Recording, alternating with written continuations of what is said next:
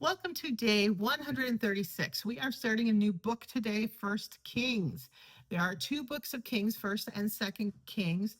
We're still going to be working our way through First and Second Chronicles, which again continues to parallel the narrative from Second Samuel and into First and Second Kings. Now, just a little background about First and Second Kings as we're getting going here. One of the major themes here, and one of the theological foundations throughout the Bible, is that God is our sovereign. Whether we call God king, president, general, prime minister, CEO, God's in charge. God has the ultimate power, the ultimate authority. Now, today, our world really doesn't operate as if God is the final authority. First and Second Kings is the story of a Hebrew people whose kings ruled under God's sovereignty and authority. But as human kings, they failed to adhere to God's authority or represent God well in their daily choices and decisions and as they led their people. So, kings, the Hebrew kings, the human kings made a mess. But as we go through here, sometimes it's easy to get caught up in the messy moments. And in reality, 2/3 to 3/4 of the kings, it doesn't go well. And so it's easy to get caught up in that. But the ultimate story here to see is that God chooses to still work through these kings and use them to do what God wants to do in the world. And I think that is a lesson that we can hold on to today as we look at the things that we think are going sideways in our world. And we look around to see, okay, how is God still at work here? Who is God using? Who can we see God's hope and grace and love and compassion through? So, getting into First Kings chapter 1, King David is now quite old. He is nearing death. His advisors decide to go find a beautiful woman to take care of him, make him feel better. So we have what we often see in the dynasties of human leaders. Who is going to come after a leader, especially a very powerful leader? Who comes next? David's son Adonijah decides that he wants to be king. He gets some support from David's leaders, but not from everyone. He goes off to get himself anointed and have a big coronation party. The prophet Nathan, who is still God's truth sayer, who accompanies the king. As we go through here, you will see that every king has a prophet or a truth sayer with them. Nathan goes to Bathsheba, which there was a terrible story about Bathsheba a long time ago, but she became David's wife after that. Her son Solomon is supposed to become the next king. So Nathan and Bathsheba start working on a plan to make sure Solomon gets the throne. So this is your Game of Thrones time. And we see how Bathsheba works with David to protect herself and to get Solomon on the throne.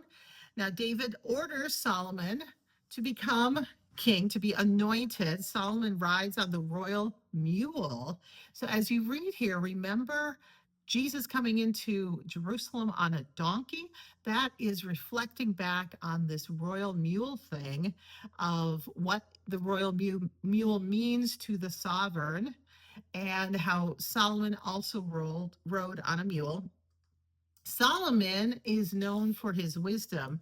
And from the very beginning, we see a glimpse of this. Adonijah claims sanctuary because he's afraid that Solomon's going to kill him now for having tried to take the throne from Solomon. Adonijah asks for his life to be spared, and Solomon gives a wise answer. If you are honorable, you will live. If you do evil, you will die. Now, this is not a blanket security promise from Solomon, because Solomon saw what went on with Absalom. Solomon knows that he lives in a very complicated, very dysfunctional family system. There's a whole bunch of other brothers. This is probably not going to be the last challenge to his sovereignty. But I think this is a wise answer. Like, if you do what is right, yeah, you can live. I will forgive you for this moment. But if you're going to mess around, if you are going to live with evil intention, if you are not going to support my sovereignty, then no, I will not honor your life. In First Chronicles chapter 28, David gives a speech, and often we see this at the end of a great leader's life in the Bible. They give some sort of speech, some sort of sermon, some sort of prayer of blessing.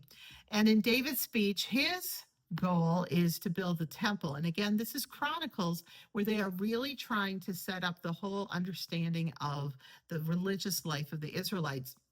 He says that the leadership within the nation should start with Judah as the primary tribe. Solomon should follow God, and David gives the blueprints that he has developed to Solomon for Solomon to build the temple. Psalm 91 is a beautiful psalm that shows God as a refuge for safety. It calls us to not fear, that in all places, at all times, and through all troubles, if we trust God, we will be safe. Long life here is a sign of God's favor, and this is a general belief in ancient times that if you have a long life, then your God is on your side. And then we get to the end of First Thessalonians chapter 5. Again, we're talking about when is Jesus going to come back, and this question of what happens with the people who've already died before Jesus returned. Paul points out, just as Jesus does in the gospel, there is no exact date that we can know that Jesus is going to return, that the end of life comes and that God will come in judgment.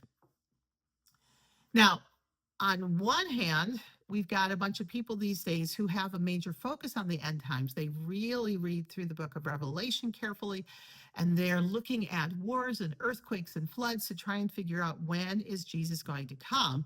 And a whole bunch of them are taking political positions right now on one side or the other in the Middle East because they think that actions that are happening in the Middle East right now are part of a prophecy, part of the signs that the end times are coming.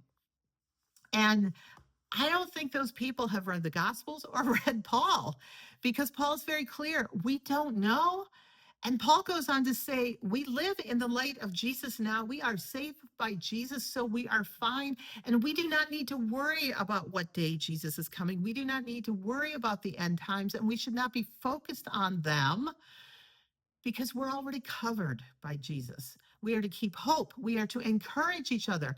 We don't have to dwell on the end times because we have Jesus' promise now. And I really think, the times that I have had people take me aside on trains, when I've been on Amtrak, when I'm in an airport, when I'm, wherever, and they're trying to explain to me how the end times are coming and how there's something going on in Israel right now that indicates that the end times are upon us. And I'm especially disturbed that a lot of people are advocating war and bombings and killings in the Middle East right now because they believe this will bring the end times to fruition. And I really think this is a misinterpretation of these texts. And I don't think this lives into what Paul is calling for us. Keep hope, encourage each other. This isn't about going to war and killing people. And Paul is definitely not asking us to make the end times come faster.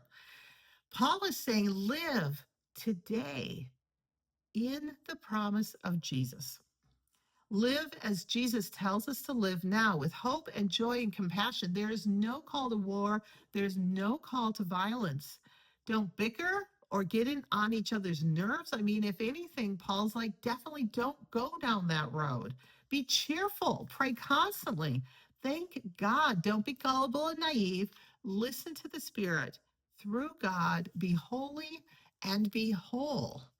And so I ask you to lift up this chapter in your life today, to live today without a worry about death and the end times and what's coming next. Paul is very clear. We've got Jesus. We don't have to worry. We can live with joy. Our job is to help other people, to lift them up, to make the world the kingdom that Jesus showed us.